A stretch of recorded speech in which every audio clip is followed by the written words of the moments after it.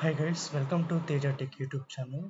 Today అయితే మనము about DHCP server గురించి తెలుసుకుందాం. First of all what is DHCP server?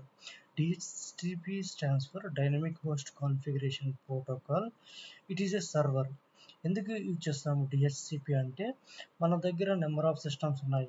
ఆ నెంబర్ ఆఫ్ సిస్టమ్స్ కూడా ఒకదానికి IP address for example 100 systems ఉన్నాయనుకోండి. ఆ 100 సిస్టమ్స్కి ఐపీ అడ్రస్ చేయాలంటే ఇట్ విల్ టేక్ టైం అని చెప్పచ్చు.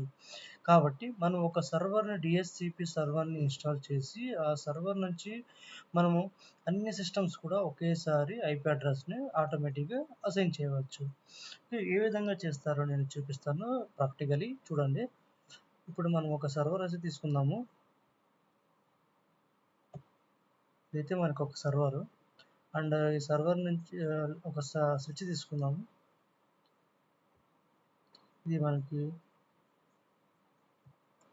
2960 సిరీస్ స్విచ్ అనమాట.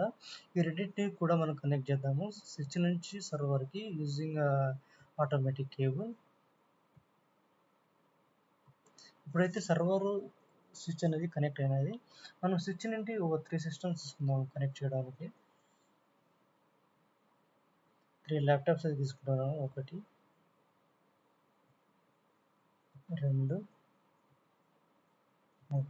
3 ల్యాప్టాప్ తీసుకున్నాను. 3 ల్యాప్టాప్స్ కూడా స్విచ్ కనెక్ట్ చేస్తున్నాను.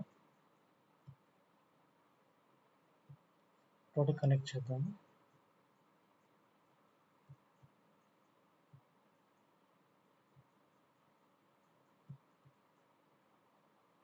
ఇప్పుడైతే కనెక్ట్ చేస్తాం. ఇప్పుడు ఏ విధంగా డిహెచ్సిపి ఇది మన డిహెచ్సిపి సర్వర్ అనమాట.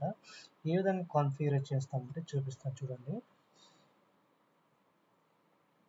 క్లిక్ చేసిన తర్వాత సర్వర్ పైన క్లిక్ చేసిన తర్వాత ఇక్కడ డెస్క్టాప్లోకి వెళ్ళండి.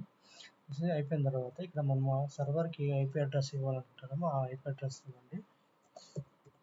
192.168.1.1. నేను క్లాస్ సి ఐపీ అడ్రస్ అయితే ఇచ్చాను. నెక్స్ట్ జస్ట్ ట్యాబ్ ఇవ్వండి. ఆటోమేటిక్గా సబ్నెట్ మాస్క్ తీసుకుంటుంది. ఇది క్లాస్ 3 సబ్నెట్ మాస్క్ అనమాట. 3 నెట్వర్క్ పార్టీషన్స్, 1 హోస్ట్ పార్టీషన్ అయితే ఉంటుంది.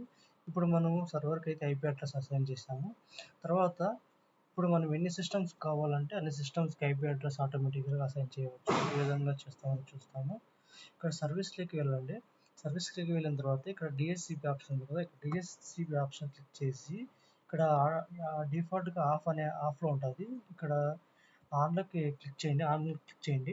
మేము ఆల్రెడీ అసైన్ చేసాము ఐపీ అడ్రస్ 192.168.1.0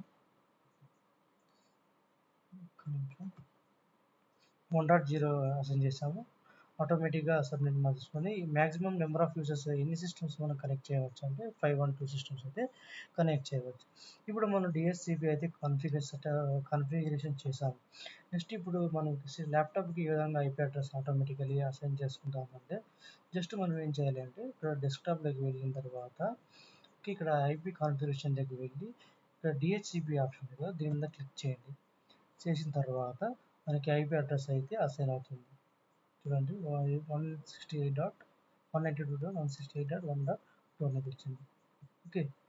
నెక్స్ట్ సెకండ్ ల్యాప్టాప్కి ఐపీ అడ్రస్ ఏ విధంగా ఆటోమేటిక్గా చేయాలంటే డెస్క్టాప్ వెళ్ళి ఐపీ అడ్రస్ సెలెక్ట్ డిహెచ్సిపి తర్వాత 192.168.1.3 ఆల్రెడీ 2 ఫస్ట్ ల్యాప్టాప్కి అయిపోయింది, అసైన్ అయిపోయింది. ఓకే.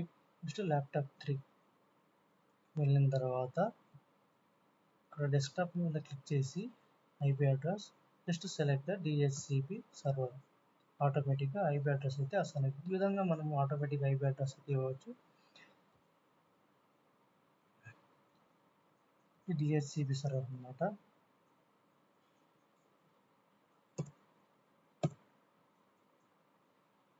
ఇప్పుడు మనం పింగ్ అయితే చేద్దాము. ఈ సిస్టమ్ నుంచి సర్వర్ కనెక్ట్ అవుతుందో లేదో చెక్ చేద్దాము. కమాండ్ ప్రాంప్ట్లోకి వెళ్ళి పింగ్ 192.168.1.1గా పింగ్ అవుతుంది. పింగ్ అవుతుందంటే మన సిస్టమ్ అనేది సర్వర్తో కనెక్ట్ అవుతుందని అర్థం. Okay. Next first system second system connect అవుతుందో చూద్దాం. 192.168.1. ఫస్ట్ సిస్టమ్ ఐపీ అడ్రస్ వచ్చి 160.1.2. సెకండ్ సిస్టమ్ ఐపీ అడ్రస్ వచ్చి 3. ఓకే, ఇప్పుడు ఫస్ట్ సిస్టమ్ యొక్క ఐపీ అడ్రస్ సెకండ్ సిస్టంలో మనం పింగ్ చేద్దాం. 2 కదా పింగ్ అవుతుంది. ఈ పింగ్ అవుతుందంటే కమ్యూనికేట్ అవుతుంది, ఒక సిస్టమ్ అది ఇంకో సిస్టమ్తో కమ్యూనికేట్ అవుతుంది. So thanks for watching, please subscribe my channel.